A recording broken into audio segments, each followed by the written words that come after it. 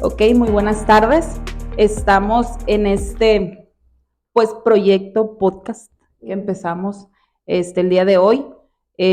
Damos primero que nada la bienvenida a nuestra amiga Karina, Valeria, Fabiola, Brenda, su servidora, y pues estamos aquí en compañía de un maestro muy querido, muy respetado, el maestro Jesús Fabián Aurelio Silva Lizárraga. Cortito.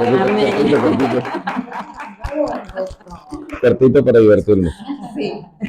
Maestro, pues platícanos un poquito sobre lo que usted hace. Nosotros lo invitamos porque sabemos que el maestro tiene conocimientos en el área organizacional, que es el tema en el que nos vamos a centrar, pero más o menos usted platíquenos un poquito de qué es lo que hace. Ok. Área organizacional dentro de la Facultad de Psicología, habrá que ver primero cómo llegamos ahí, ¿no? Hay personas que llegan a la facultad y están dentro del área desde el estudio y que no tienen la práctica.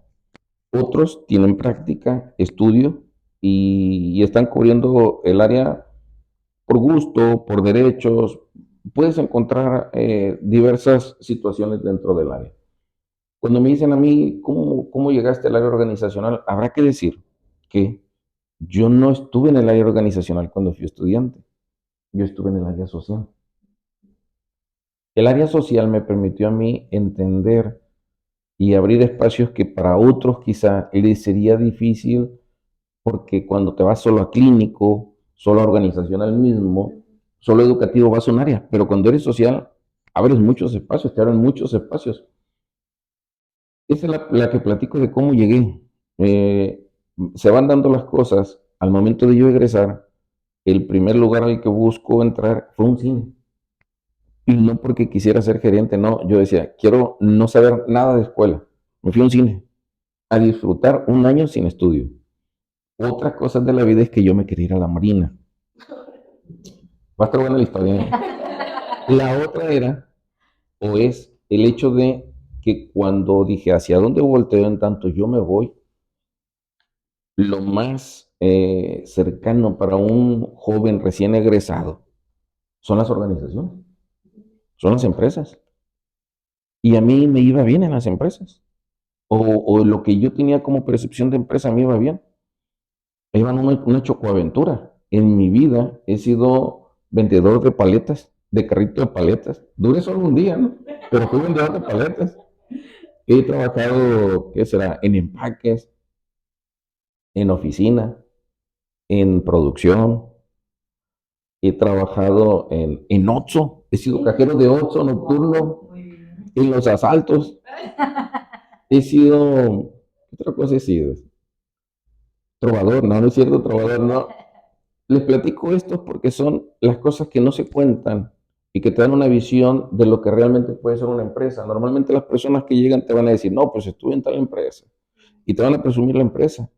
He postulado o he estado para Bachoco, he estado para su carne, he estado como capacitador, como gerente en MM Cinemas, pero fue como proyeccionista, como capacitador también para City Cinemas. Es decir, las buenas son contadas, pero no se te tienen que olvidar las malas, porque las malas son las que te dan la visión.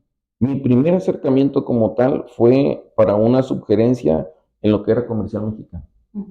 Después del cine me faltaba una semana para llegar de vacaciones y se abrió esa oportunidad. Y dije, bueno, yo voy. Y sí, me contrataron, todo bien. No pasó mucho tiempo cuando Comercial Mexicana cerró. Y entonces dije, ¿para dónde volteo ahora?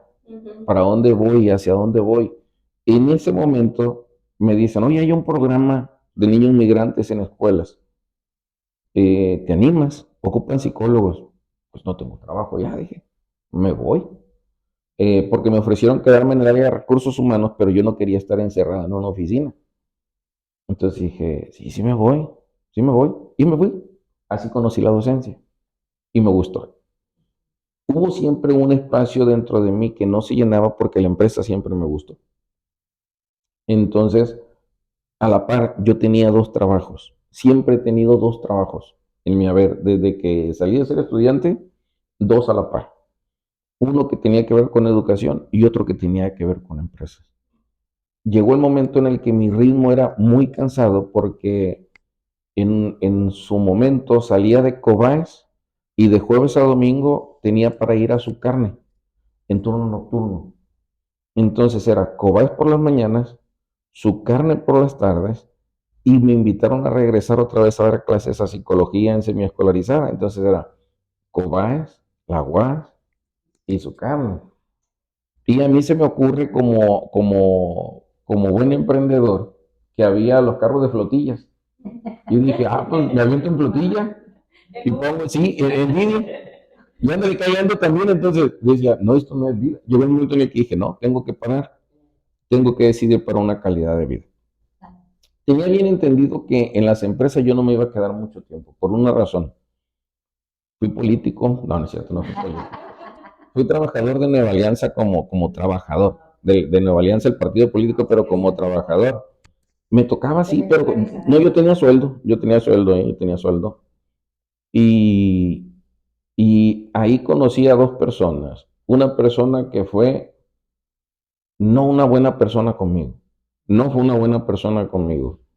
Lo voy a decir y si lo ve, le mando saludos. Su nombre es Miguel Ángel. No fue una buena persona, pero fue el mejor jefe que he tenido en mi vida. Ojo con eso.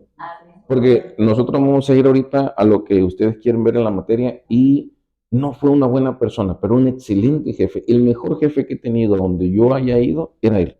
No había una situación que él no me resolviera como jefe. Como persona, yo creo que dejó mucho que desear. Estando ahí, aprendí cosas para valorar más en mí mismo. Y aquí ya me perdí, me espero que edites esta parte porque le estaba contando esto porque, ¿cómo llegué ahí? ¿Cómo llegamos a la organización? Ah, lo organizacional, es cierto. Y estando ahí, conocí una persona, una muy bonita persona, una excelente persona. Su nombre es Dioselina Galaviz. Dioselina era la contadora de varios lugares, entre ellos Nueva Alianza. Y recuerdo que en aquel momento yo había postulado para Bachoco. Y le decía a la que en aquel momento era mi novia, hoy mi esposa, le decía, Bachoco me va a contratar. Y le tenía que comentar al profesor que me había invitado a la UAS en aquel momento, ¿sabe qué? Bachoco me va a contratar. Y me dijo, te va a ir muy bien. Nada más que piénsala porque probablemente Bachoco, si tú quieres crecer, te va a pedir que salgas. Y yo decía, pues sí, y yo quiero crecer.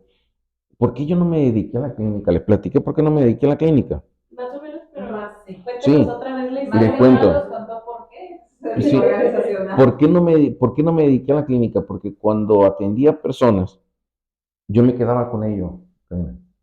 Yo me quedaba con ellos. No podía, yo no puedo desprenderlo. O sea, una cosa es que tú seas el psicólogo, el profesionista, pero como persona yo no puedo desprenderme de las cosas. Me cuesta trabajo esa separación como persona. Separarlo me cuesta. Y eso es una habilidad que desarrollan algunas personas, no todas, y yo no la desarrollé.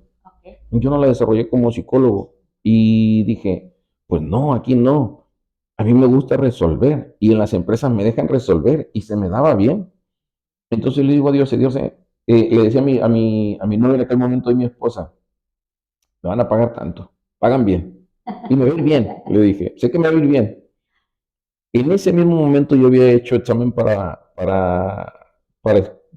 Cobás y había sido el quinto lugar del estado, segundo lugar de Culiacán. Entonces dije, ¿qué hago? Tengo dos oportunidades al mismo tiempo. Ya estoy bien en una empresa, estoy colocado por primera vez en una empresa a buen nivel, en una empresa internacional. ¿Y qué hago? Y preguntaba a la gente que me orientara porque aún estaba joven, muy joven. Tengo 23 años todavía, no, no es cierto. Era muy joven y, y lo consultaba con mis papás, con mi familia, con mis amigos y ellos decían, pues te va bien la empresa. Pero Dioselina me dijo, Fabián, siéntate, me dijo, estando yo todavía en la Alianza. Miras a la chica que está ahí, omito el nombre de ella, ¿no? Y sí, ella es feliz estando aquí, me dijo. Dentista, por cierto. Y me dijo, miras a la persona que está acá conmigo, sí. Ella puede estar todo el día aquí. Juli y Mireia eran los dos, no me acuerdo. Entonces le dije, ¿y? a ti te pica estar 1 hora encerrado, me dijo. ¿Qué te recomiendo? Ve por las horas, no vayas por la empresa. En ese momento yo entendí que me gusta la empresa, pero no me gusta estar sujeto a la empresa. Por eso, en su momento, cuando Nidia me volvió a invitar, la directora de la facultad, dije yo, pues sí, yo tengo que dejar las empresas.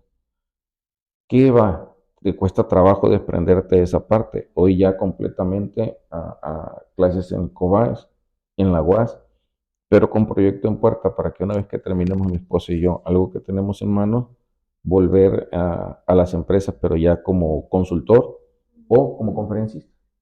Muy bien. Entonces, así es como le damos aquí, así es como me conocieron ellos. Esa es la introducción, digamos, ahora sí, ¿qué tenemos? Ok.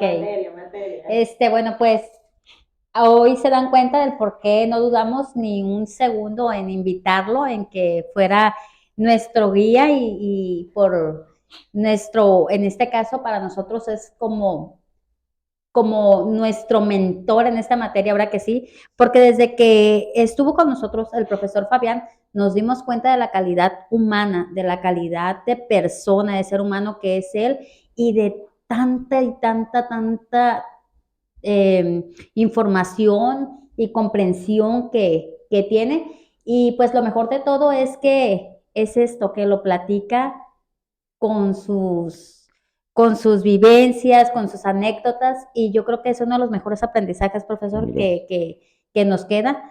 Cuando nos platican sus vivencias, todo lo que pasan, cómo llegan, cómo vienen creciendo, cómo vienen desde abajo.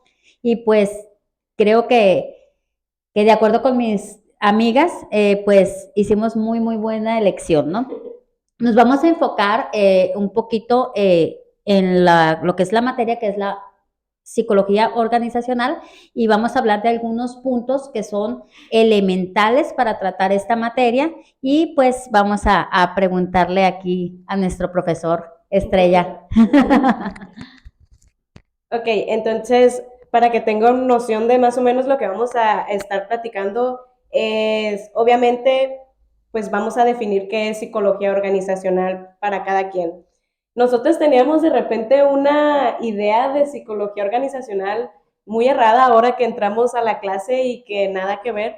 Por ejemplo, yo personalmente pensaba, que se trataba solamente de recursos humanos, No, de no. contratar y así. Esa fue mi primera impresión. Yo igual, o sea, yo la verdad, de hecho no decía psicólogo organizacional, o sea, todos RH y se acabó. ¿Y a qué se dedican?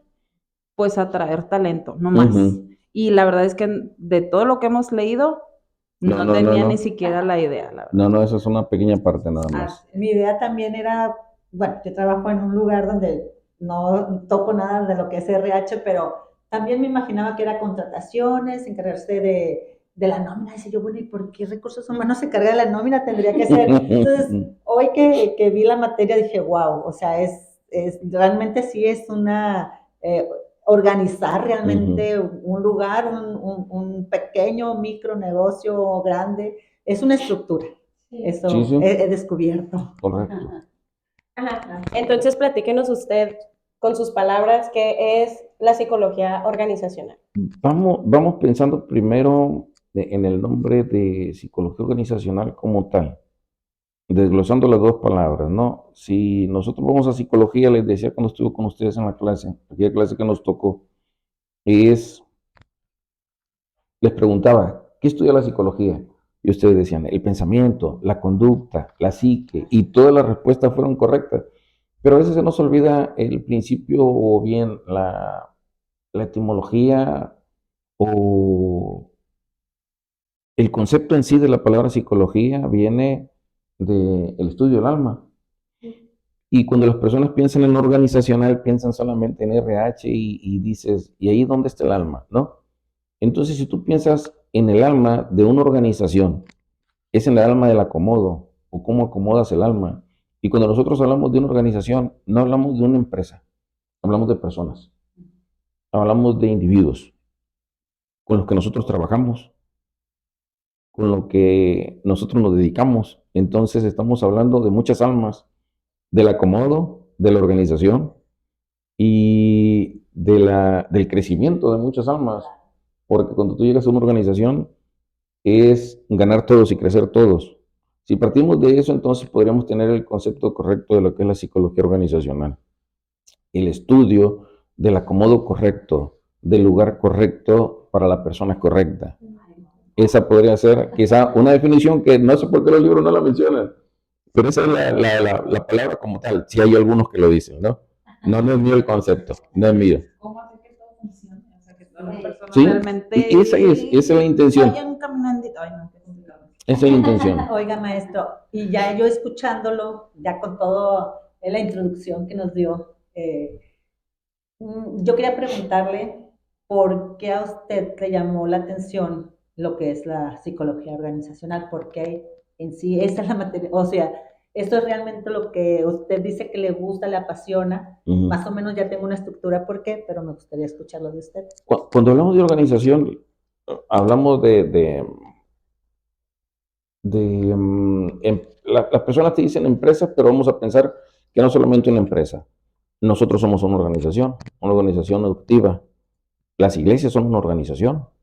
Las ONG son organizaciones no gubernamentales. Y tenemos las organizaciones que están en las empresas. ¿Por qué me gusta la organización? Porque me gusta solucionar cosas.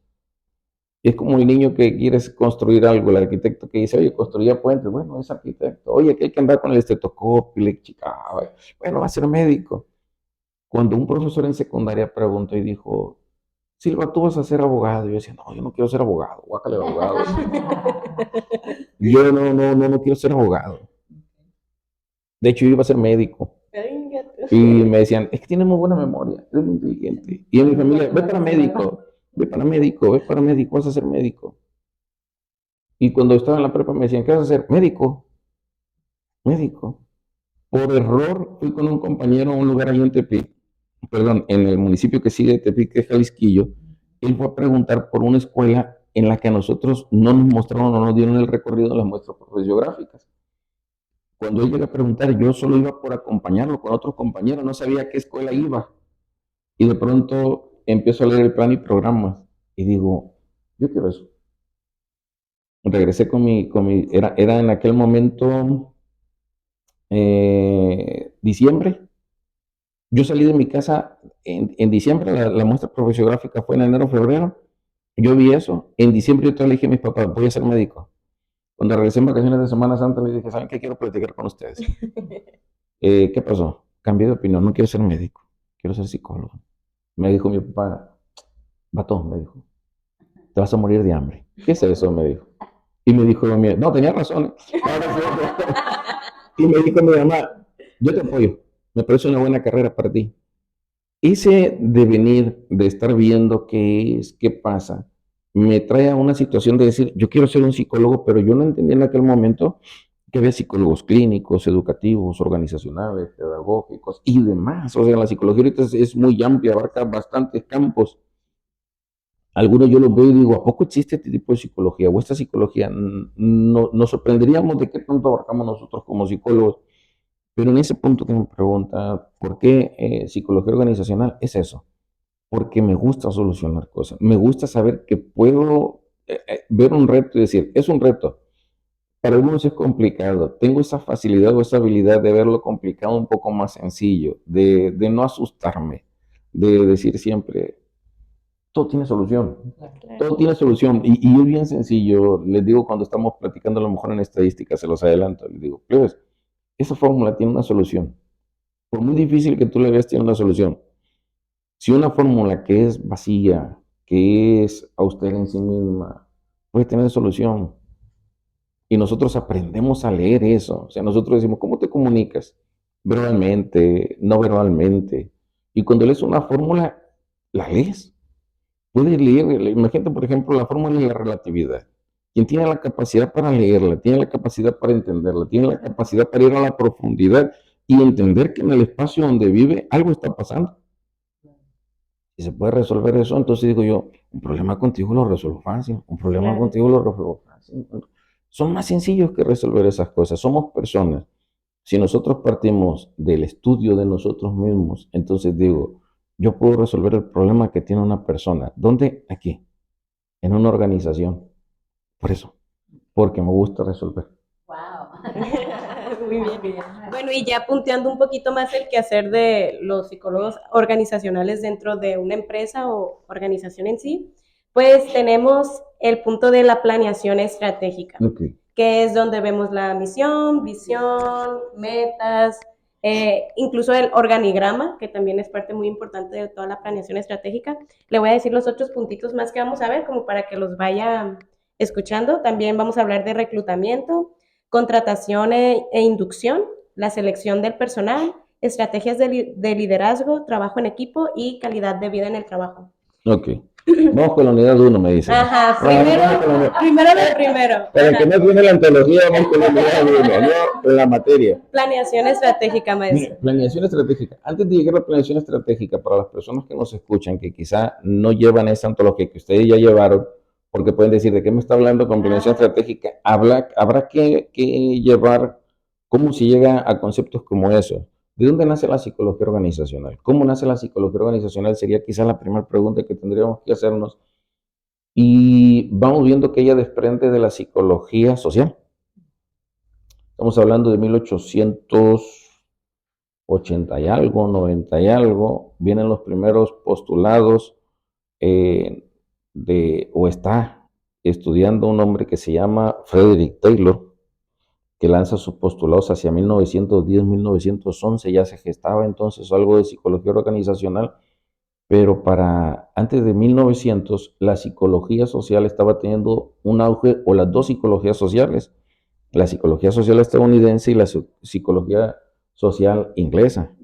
No coincidían, pero atendían los problemas.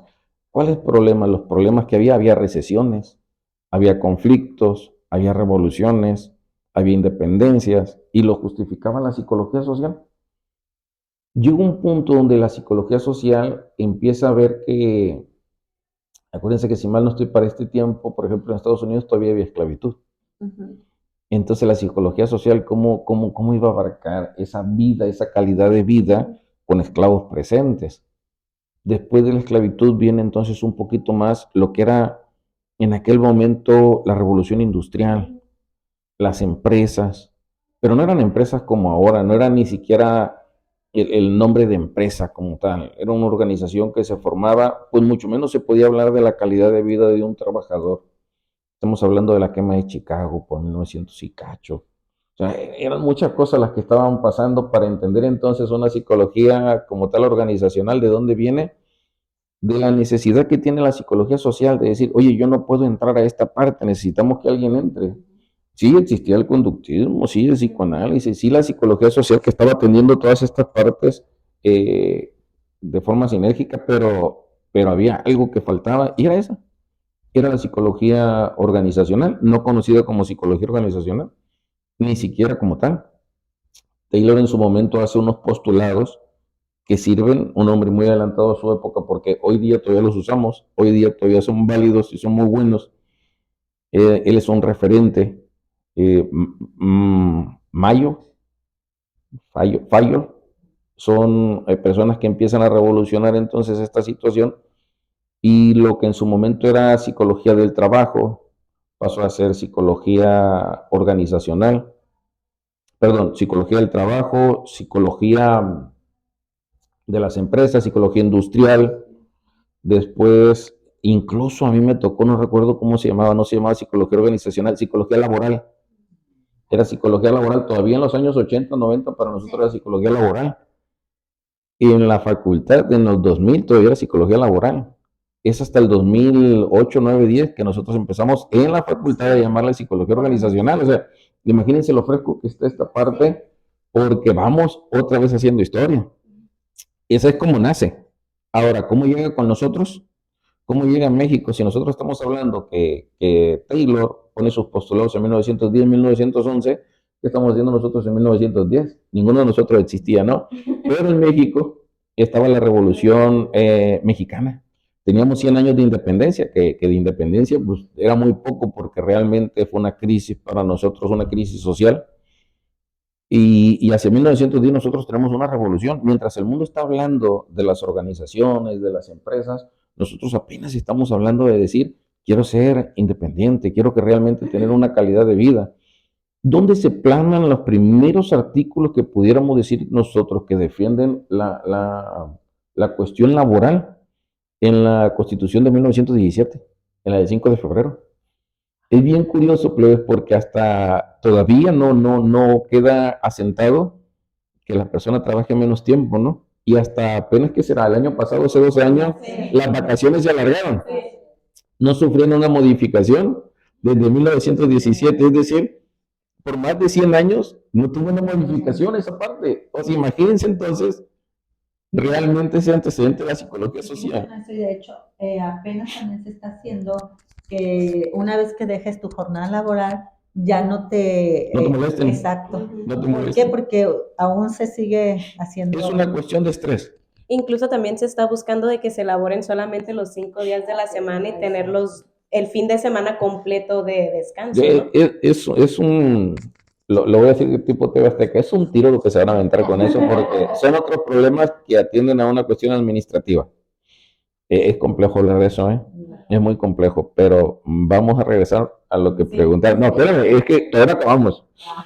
Entonces, viene la psicología, empieza entonces para nosotros, no como psicología organizacional, ni empresarial, ni laboral.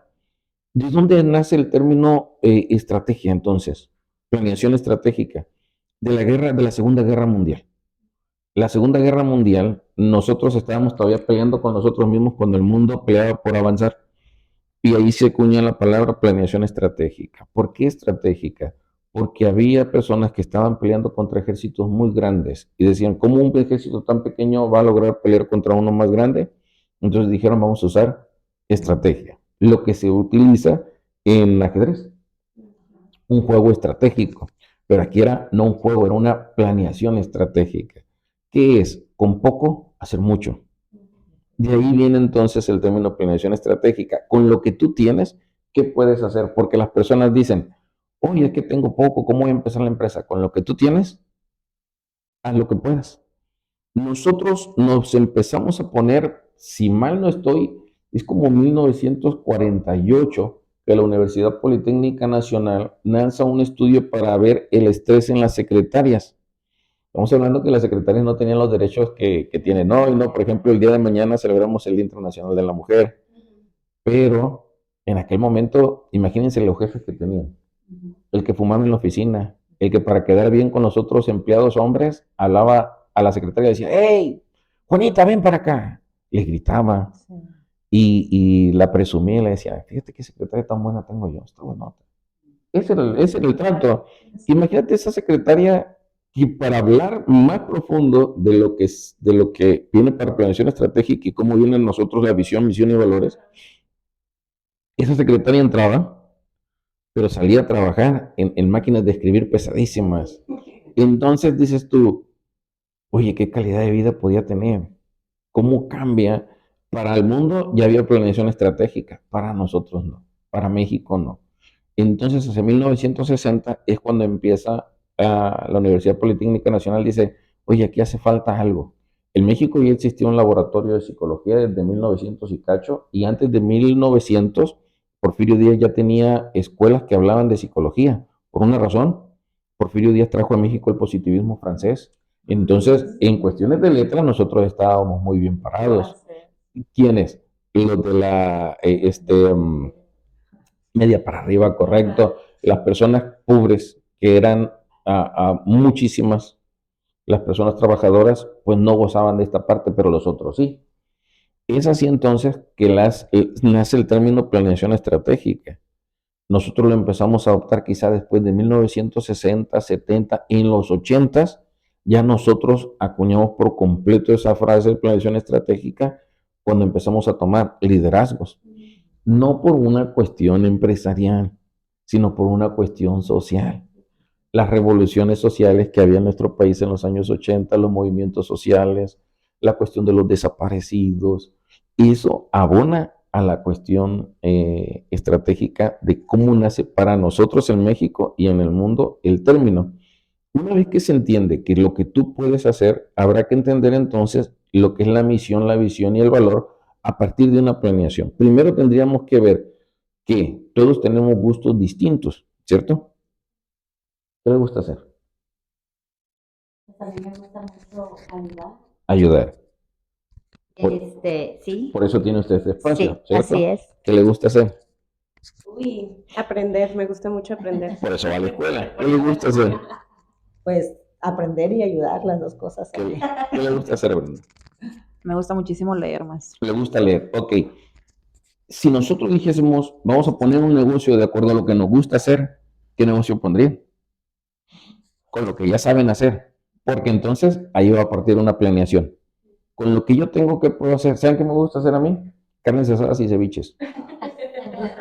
Anoche hice un ceviche de camarón y los invité a las personas que invité desde el día lunes, que era el cumpleaños de mi esposa, les comentaba, era el cumpleaños de mi esposa, y en el cumpleaños les dije, el miércoles juega Chivas contra América en el Clásico, para la Conca Champions, vayan, yo les voy a preparar ceviche de camarón, o como lo quieren. Y dijo, no, yo quiero ceviche, pero lo quiero cocido. No te preocupes, yo te lo preparo cocido. Preparo, muchachas, ceviche, pero depende de la persona que vaya.